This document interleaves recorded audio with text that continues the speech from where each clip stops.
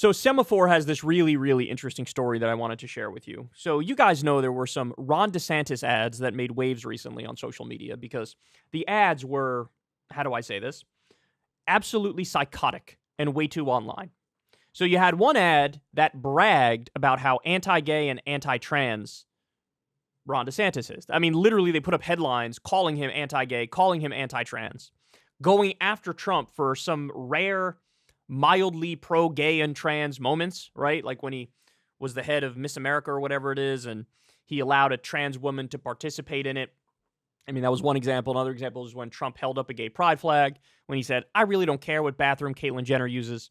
This stuff is all normie. Like, first of all, nobody cares. Second of all, these very normie responses from Trump. This is before he became, hyper-political and colossally insane. Like, for example, he tried to ban trans people in the military when he was actually president.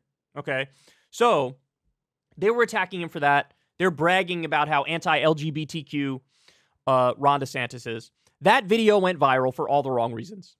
I mean, they had like Christian Bale in the video and the mega muscly Chad characters in the video, and it's like, get the hell offline for the love of God. And also, let's remember, Christian Bale in American Psycho, that's who they put in the video.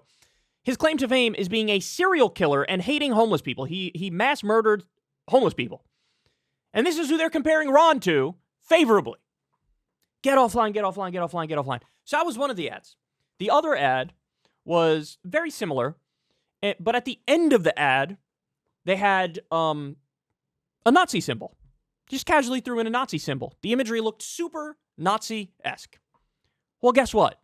We just learned from these leaks to Semaphore that top DeSantis staffers personally approved these ads. Quote, this belongs in the Smithsonian, inside the meme video operation that swallowed Ron DeSantis' campaign. So this is actually in their Slack channel. So you have the DeSantis War Room, they're the main DeSantis Twitter account. They're sharing the video internally. This belongs in the Smithsonian, says a top DeSantis staffer. You can see they're trying to leave themselves some wiggle room here and there to be like, can we have plausible deniability that we didn't make this? Can we sort of try to make it seem like it's organic? And by the way, that was one of the biggest problems with the DeSantis campaign. They're trying to recreate that sort of organic sense of excitement that happened in 2015 and 2016 for Trump. With all the meme stuff, for example, that was out there about Trump, it was like the Trump people were having fun. It was more grassroots. It was more bottom up. It captured the moment. It didn't seem like it was forced. And Trump just had a lot of online support.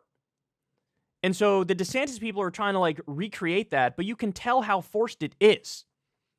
You can tell that they're desperately trying to create that sort of buzz, and it's just not working. In fact, these ads led to mass mockery and mainstream media ripping them a new one for understandable reasons. It's like these ads were made specifically to turn off independents, to turn off moderates, to turn off normies, to turn off the people that you need to win.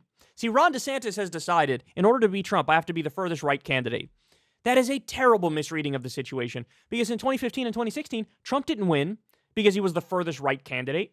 He bucked Republican orthodoxy on Social Security and Medicare. He said, I'm not going to cut it. All these idiots want to cut it.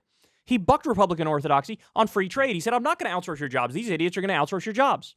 Were there some issues where Trump was the furthest right? Absolutely. You could say the wall. You could say immigration. For sure, there were some issues where Trump was the furthest right. But his campaign in its totality, actually on stage, compared to all the other morons, seemed more moderate. So they misread it and said, I got to be the most extreme in order to win. Well, how's that going for you? Ever since DeSantis signed that 6-week abortion ban in Florida, he's gone down and down and down some more in the polls. You misread the situation. The New York Times reported that the anti-LGBT video was also produced within the campaign.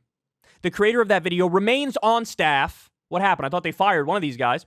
And the content was approved by senior staff. It was approved by senior staffers before being sent out, according to the person familiar with the campaign. The chat was shut down after the video featuring the Sonnenrad, that's the Nazi symbol, caused a national media firestorm, and an image of members being removed from the group was reviewed by Semaphore.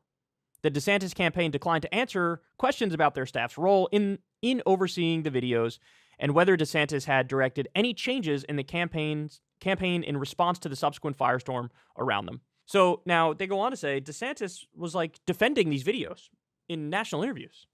Now, I get it. He's trying to keep, the people who are on his side, right? But this is stupid as it gets, because these people are genuinely extremist, genuinely have Nazi sympathies, and they keep popping up in his campaign. So look, for the love of God, stop sprinting to the right, and for the love of God, get the hell offline.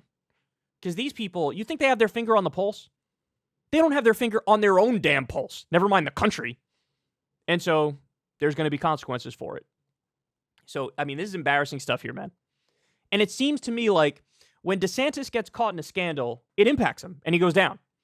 Not in the way that when Trump gets impacted by a scandal, it usually goes up.